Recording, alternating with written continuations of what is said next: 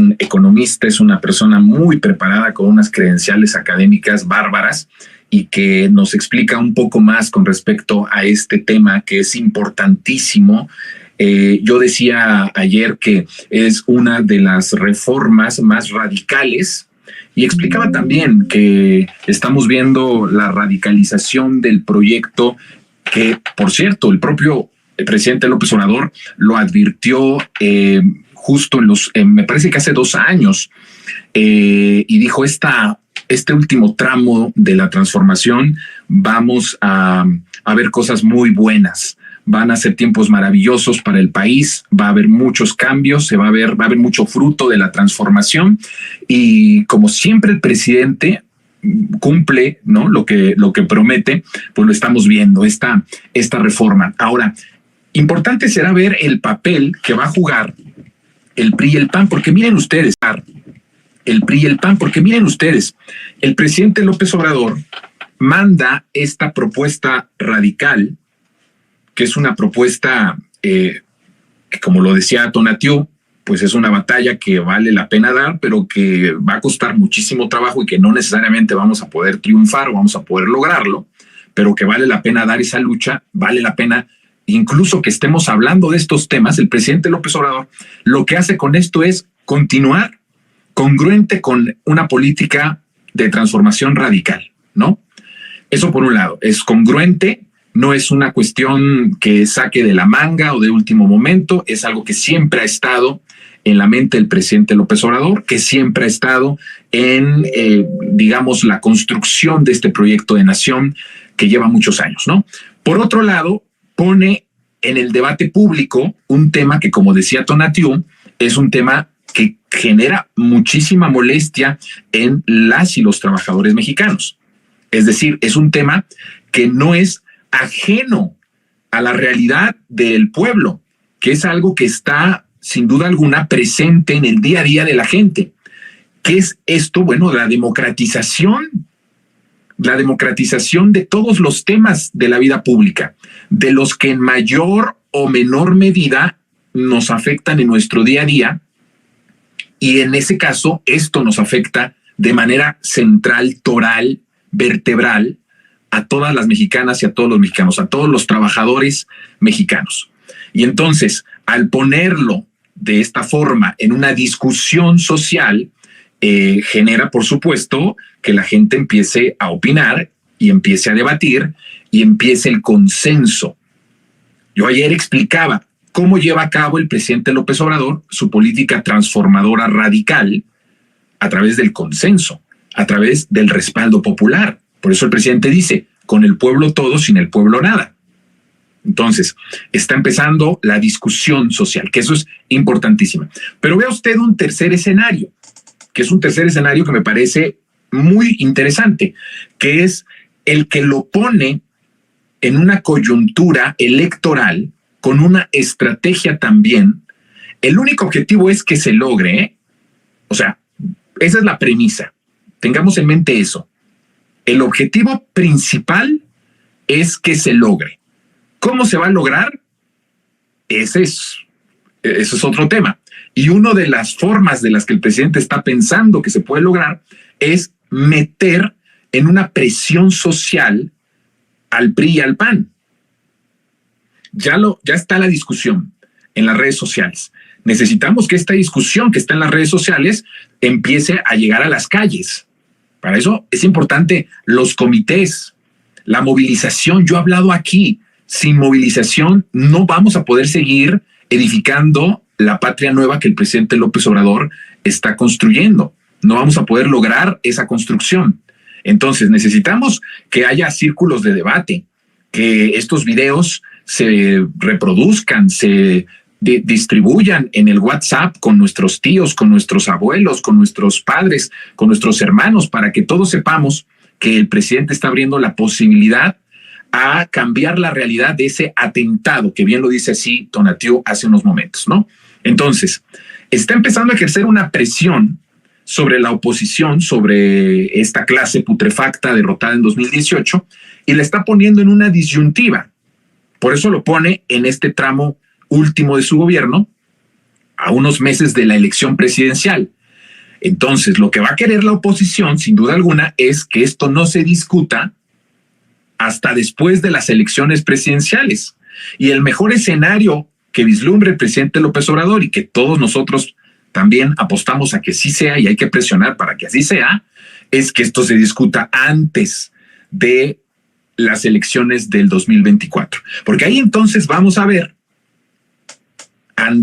ya con una discusión en las redes, una discusión en la calle de un tema que es importantísimo y que enoja mucho a los trabajadores, vamos a ver cómo deciden y cómo votarían una reforma de estas los del PRI y los del PAN, que todos los días nos hablan de que este es un gobierno que empobrece, de que este es un gobierno en contra del campo, en contra de los trabajadores, que este es un gobierno autoritario, que este es un gobierno el peor que ha existido. Pues vamos a ver si una propuesta que es un clamor popular de los trabajadores que sufrieron este atentado con las políticas de ese proyecto salinista neoliberal con Salinas y con Zedillo, vamos a ver en qué sentido votarían, pero antes de las elecciones, para poder ver si es verdad que ellos están pensando en el pueblo y en los trabajadores y en los olvidados y en la gente que se ha quedado atrás, gracias a las políticas que ellos aprobaron y que ellos impulsaron a favor de del gran capital, sobre todo extranjero. Entonces, es una jugada maestra del presidente López Obrador el llevarlo a este momento, porque lo que está buscando el presidente es cargar con una presión máxima social, de nuevo, con el pueblo todo, sin el pueblo nada. Si no hay por parte del pueblo una presión para que se discuta, para que se debata, para que podamos construir un mejor proyecto de pensiones, pues entonces, ¿cómo lo vamos a lograr? Y ahí está el presidente metiendo esa presión. Es magnífico porque quisiera hoy en este monólogo, antes de pasar a nuestra charla con mi querida Karen Lozada, hablarles un poquito del tema que es el título en sí de nuestro programa de hoy, que tiene que ver cómo estamos en el mejor momento de la confianza del consumo en nuestro país. O sea, no hay una cifra en la historia desde que se mide una confianza tan alta en el consumo de la gente, del pueblo, de la sociedad.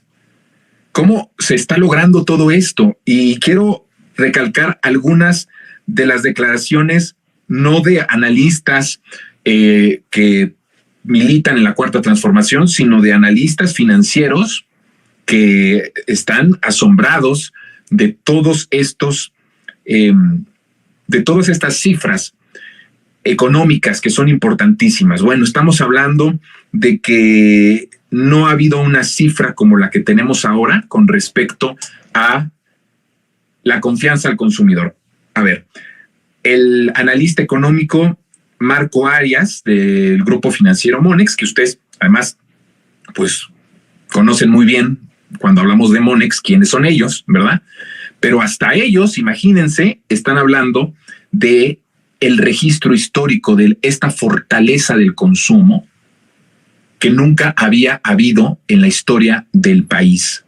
Está hablando de un dinamismo del mercado interno, algo que no había pasado en la historia en nuestro país, porque, como lo decíamos en el contexto de las pensiones, en el contexto de los salarios mínimos, la idea de este sistema salinista neoliberal era el empobrecimiento de las clases, el empobrecimiento de los mexicanos. Y cada vez más, por supuesto, el debilitamiento de la clase media, la desaparición de la clase media, ¿no? La humillación de la clase trabajadora. Y ellos están viendo ahora un dinamismo del mercado interno. Y fíjense, cito textual lo que dice este analista de Grupo Financiero Monex. Dice, no descartamos sorpresas en las cifras finales de crecimiento. Es decir, hay algunos que están hablando ahora que va a ser el 3.2, 3.3. Este analista dice que puede haber sorpresas y que incluso podríamos llegar a la cifra del 3.7% de crecimiento, que no ve nada descabellado por el dinamismo, como decía, del mercado interno. Dice, el dato que se da se agrega las señales que apuntan no solo a la resiliencia del mercado, sino también al dinamismo para la economía en el cuarto trimestre del 2023. Dice este mismo analista de Monex que hay razones para pensar que el optimismo se extenderá, y ahí es donde mete otra de las políticas públicas de la 4T. Habla del incremento del 20% del salario mínimo, dejará una estela sobre el consumo durante los primeros meses del siguiente año. Entonces estamos hablando de cifras, y bueno, hay cifras, imagínense, del consumo. Estamos hablando de cifras de incluso cuando le preguntan a la gente si usted está pensando en cambiar su televisión, usted está pensando en cambiar su lavadora, usted está pensando en cambiar su refrigerador. Hay un aumento solo en ese espectro de consumo de casi el 7%, que creció a diferencia del año anterior. Pero de eso hay otro más, hay mucha más: la confianza en la economía en los siguientes años, la confianza en la economía presente. Son muchos indicadores, ¿no?, que nos hablan de que hay un fortalecimiento importante. Se habla de algo histórico, que no ha habido en la historia algo como lo que estamos viendo en estos momentos. Bueno, es parte, al final, de justamente esta confianza del consumidor. Tiene que ver muchísimo con la realidad, porque no puedes tú tener una confianza en el gasto, y como las cifras lo indican también, en el gasto que está ejerciendo la gente, en el consumo que está ejerciendo la gente, en esta reactivación del mercado interno, sin una realidad que es completamente distinta al de hace 5 años con los gobiernos de Peña Nieto y más atrás, ¿no? Entonces estamos hablando de una confianza. Pues no, el presidente López Obrador hablaba, desde el inicio de su sexenio, hablaba de una relación. Acuérdense que el presidente decía al principio: no va a haber divorcio entre el gobierno y entre el pueblo. La relación que López Obrador hizo con el pueblo la empezó desde que fue líder opositor y líder social. Ahí se construyó una relación. Yo digo que el matrimonio fue el día que tomó protesta. Ahí nos casamos. Y a partir de ahí, él decía: no debe haber divorcio, porque hay una relación. Entonces fue construyendo esta relación de gobierno con el pueblo, una complicidad muy bonita entre el gobierno y entre el pueblo. El gobierno trabaja para el pueblo, el gobierno hace políticas para el pueblo, el gobierno se reconcilia con todas las áreas que le fueron despojadas en el pasado, y de esta forma crece un vínculo de confianza y un vínculo de apoyo popular para que el gobierno siga haciendo políticas y siga gobernando a favor del soberano. ¿Cuál es el soberano? El pueblo. El soberano para la política y el sistema salinista neoliberal eran los potentados, era la oligarquía, eran los intereses transnacionales. El soberano en un gobierno democrático, en un gobierno de transformación, es el pueblo. Entonces, esa complicidad que se genera a partir de resultados, de honestidad, de trabajo, de convertir las promesas, la esperanza en realidad palpable de la realidad de la gente, eso conlleva una relación. Por eso hay una confianza en la economía de tu país. ¿Hace cuánto no veíamos esto? ¿Hace cuánto no podíamos tener una confianza para cambiar el carro, para cambiar el coche, para remodelar la casa, para comprar algunas cosas que le son necesarias para la vida de la gente? ¿Hace cuánto no teníamos la confianza en nuestra economía? Por eso estamos hablando de un vínculo entre el gobierno. Estos datos son datos y cifras neoliberales.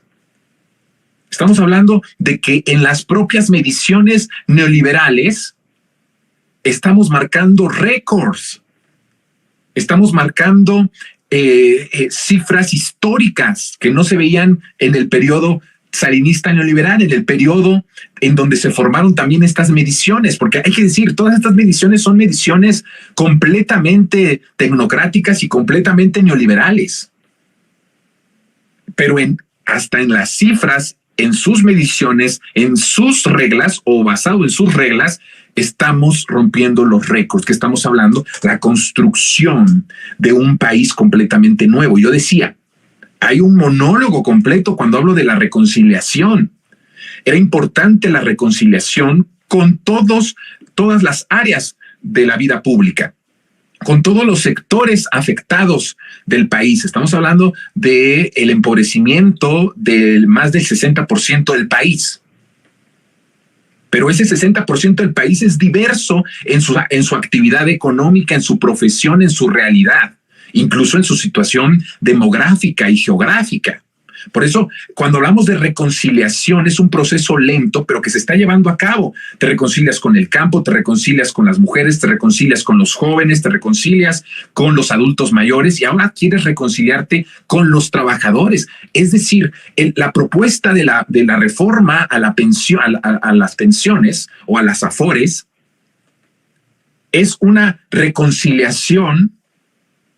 Y es una jugada maestra para el bienestar no solo de las generaciones que estamos todavía acá, sino de las generaciones nuevas.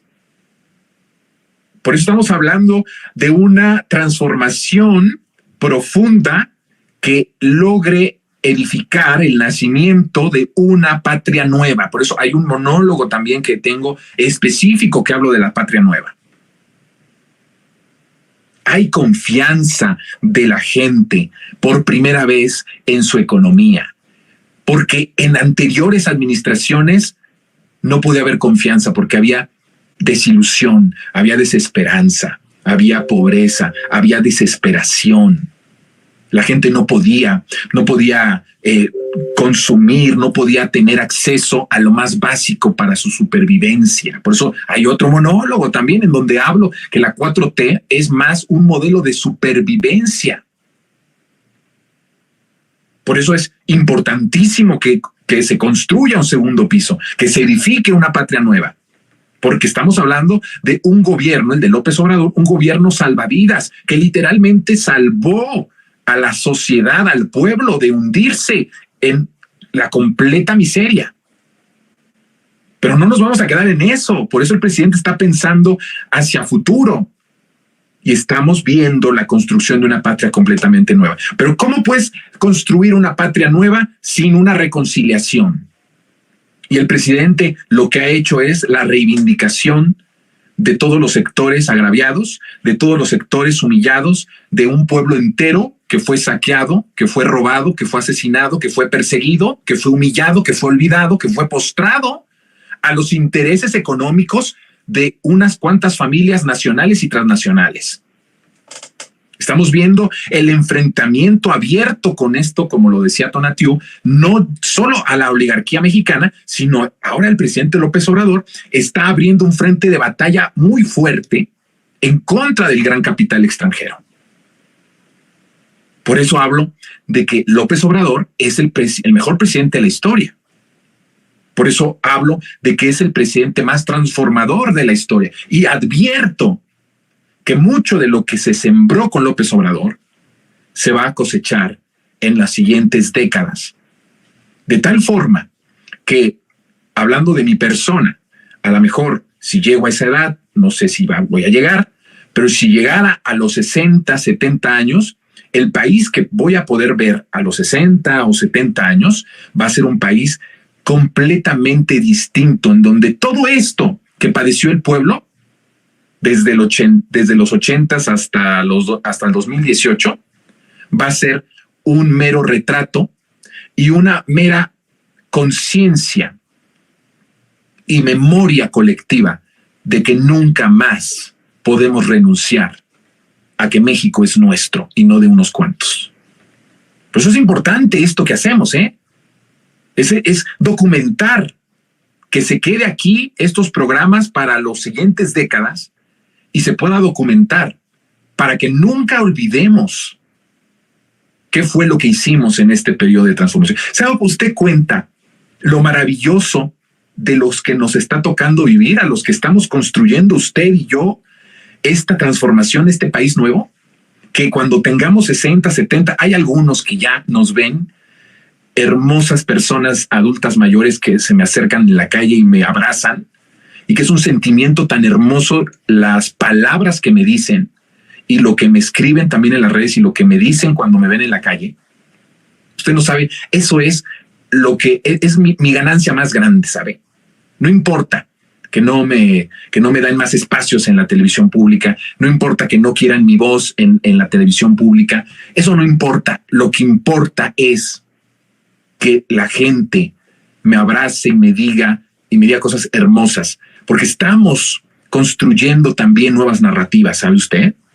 Estamos construyendo una forma distinta de comunicar, con más sensibilidad, con mucha más empatía, con mucha más conexión. Si el presidente nos ha enseñado que con el pueblo todo y sin el pueblo nada, y que el amor al pueblo es lo que rige o debe de regir a todos los políticos, también para los periodistas y para los comunicadores, estamos en el entendido de que solo amando al pueblo podemos ser buenos periodistas, y que solo en la sensibilidad de escucharles a ustedes con atención y con respeto, podemos ser buenos periodistas. Y entonces estamos en un momento histórico en donde no solamente cambian las cosas macroeconómicas, microeconómicas, las cuestiones sociales, sino también cambia la mentalidad de los medios a los que debemos de hacerle caso, de las personas a las que tenemos que ver y escuchar. Estamos hablando de algo muy fuerte, de un cambio de mentalidad, de una revolución muy grande. Pero bueno, vamos a darle paso. Vamos a seguir hablando de esto porque es un tema muy interesante.